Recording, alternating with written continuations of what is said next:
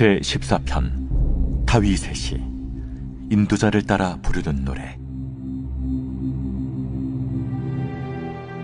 어리석은 자는 그의 마음에 이르기를 하나님이 없다 하는도다. 그들은 부패하고 그 행실이 가증하니 선을 행하는 자가 없도다. 여호와께서 하늘에서 인생을 굽어 살피사 지각이 있어 하나님을 찾는 자가 있는가 보려 하신즉 다 치우쳐 함께 더러운 자가 되고 선을 행하는 자가 없으니 하나도 없도다. 죄악을 행하는 자는 다 무지하냐? 그들이 떡 먹듯이 내 백성을 먹으면서 여호와를 부르지 아니하는도다. 그러나 거기서 그들은 두려워하고 두려워하였으니 하나님이 의인의 세대에 계심이로다. 너희가 가난한 자의 계획을 부끄럽게 하나 오직 여호와는 그의 피난처가 되시도다. 이스라엘의 구원이 시온에서 나오기를 원하도다.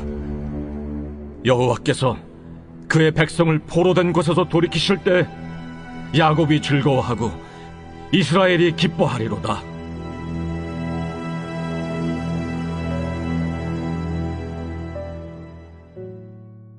시편 14편의 말씀입니다. 오늘 시편 14편은 어리석은 자란이라고 말하고 있습니다. 1절 말씀에 어리석은 자는 그의 마음에 이르기를 하나님이 없다 하는도다. 그들은 부패하고 그 행실이 가증하니 선을 행하는 자가 없도다 라고 되어 있습니다. 세상 사람들은 돈 못 벌고 성공하지 못하고 손해보며 사는 사람을 어리석은 사람이라고 표현합니다. 하지만 성경에서 어리석은 자란 그는 마음에 이르기를 하나님이 없다 하는 사람이라고 말하고 있습니다.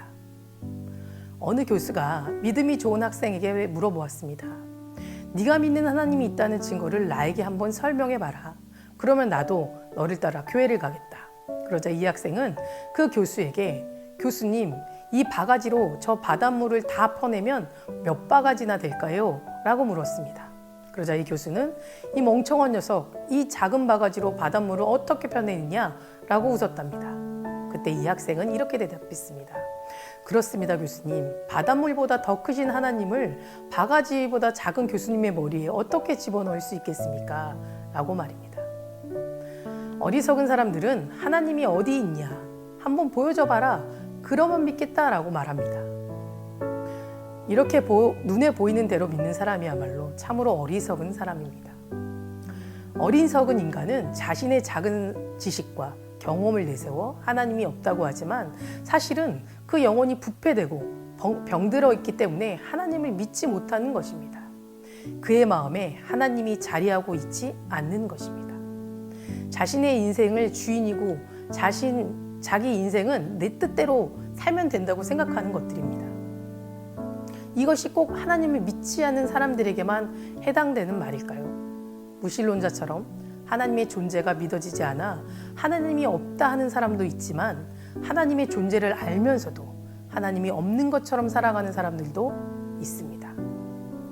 교회를 다니고 안 다니고 하나님을 믿고 안 믿고의 문제이기보단 마음의 중심에 대한 문제인 것입니다.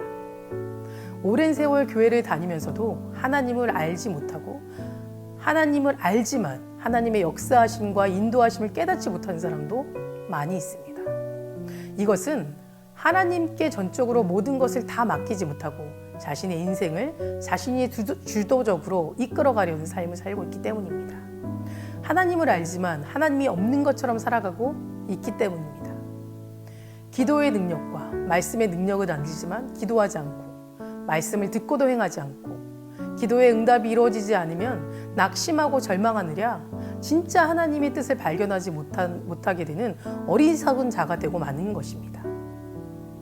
어리석은 자는 우리 삶에 하나님이 주신 무기가 있음에도 불구하고 그것을 사용하지 못하고 눈앞에 보이는 돈을 붙잡고 사람을 붙잡고 살다 보니 영적 해이와 두려움이 찾아오는 것이고 무기력과 떨치지 못한 유혹 그리고 고질적인 죄에서 벗어나지 못하고 살아가게 되는 것입니다. 어리석은 자는 마음까지 병든 자라 그들은 부패하고 그 행실이 가증하니 선을 행하는 자가 없다라고 말씀하셨습니다. 마음이 병들면 하나님은 사라지고 내 모습은 바라볼 수 없게 됩니다. 세상의 유혹이 찾아올 때 그것이 하나님 안에서 옳은 것인지 분별하기가 참으로 어렵게 됩니다. 나의 유익을 위해 세상과의 타협을 선택하고 끊어내야 하는 고질적인 죄를 놓지 못한 채 오히려 더 꽉 붙잡고 살아가게 됩니다. 하나님이 없다라는 것은 이렇듯 삶의 모든 영역에서 하나님을 거부하고 무시하는 행동입니다. 우리는 믿는다 말하면서 실제 삶 속에서 하나님을 어떻게 대하고 있는지 생각해 보아야 합니다. 우리는 그리스도인이다 말하지만 실제 삶에서 아닐 수 있습니다. 참된 그리스도인이라는 것은 내가 결정짓는 것이 아닙니다. 하나님께서 나를 인정해 주는 것, 그것에 있습니다. 성도 여러분, 늘 깨어 나의 모습을 바라보고 점검하면서 사소한 것에서 큰 것까지 하나하나 하나님께 물어보시기 바랍니다. 이것이 하나님이 기뻐하시는 일인지 아니면 내가 기뻐할 일일지, 이것이 하나님 앞에서 옳은 선택인지 아니면 나의 이익인지 말입니다. 5절에 거기서 그들은 두려워하였다. 하나님이 의인이 세대에 계신다고 하였습니다. 의인은 모든 상황에서도 하나님의 구원과 도우심을 믿는 사람입니다. 반면에 죄악을 행하는 자들은 두려움이라고 했습니다. 하나님을 믿지 않는 사람들에게도 하나님을 믿는 사람들에게도 하나님의 심판은 있습니다. 하나님 심판대 앞에 섰을 때 우리의 행실들이 숨김없이 드러나게 되고 잘한 일은 상을 받고 못한 일은 벌을 받게 됩니다. 하나님이 없다 말하며 하나님이 없는 것처럼 살아가는 자들이 이 땅에서 성공할 수 있을 것 같고 또 그 삶이 부러울 수도 있지만 그들의 마지막은 후회이며 눈물이며 두려움이라는 것입니다. 심판대 앞에서 그 누구도 그들을 변호하거나 보호해 줄 수 없습니다. 하나님을 경외하지 않고 신뢰하지 않는 사람에게 하나님은 그들의 피난처가 되어주지 않으십니다. 하나님의 국률함을 구하는 자에게는 하나님의 피난처가 되어주십니다. 세상 속에서 끊임없이 하나님의 구원과 도우심을 바라는 이들에게 세상은 어리석다고 말할 것입니다. 그리고 슬픔과 고통의 문제를 하나님께 애절하게 찾는 이들에 대해 세상 사람들은 미련하다라고 말할 것입니다. 그러나 하나님은 세상 사람들로부터 어리석다는 소리를 듣는 의인의 하나님이십니다.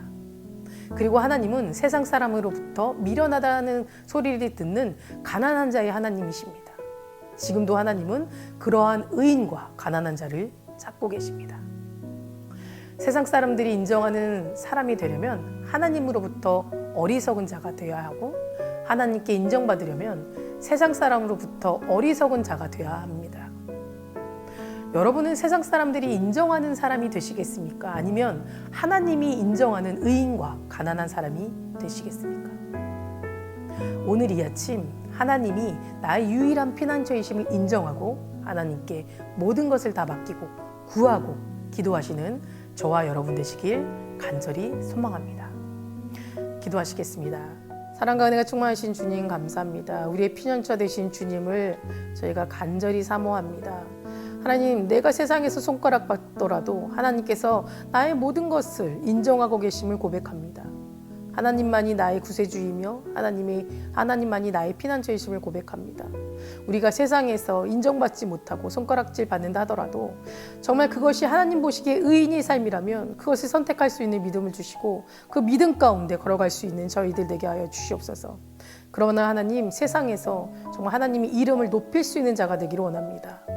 세상과 구분된 삶으로 하나님의 제자로서 살아갈 때에 정말 세상 사람들에게 하나님을 전할 수 있는 선한 영향력이 있는 그런 삶 살게 도와주시옵소서. 늘 감사드리며 예수 그리스도 이름으로 기도합니다. 아멘.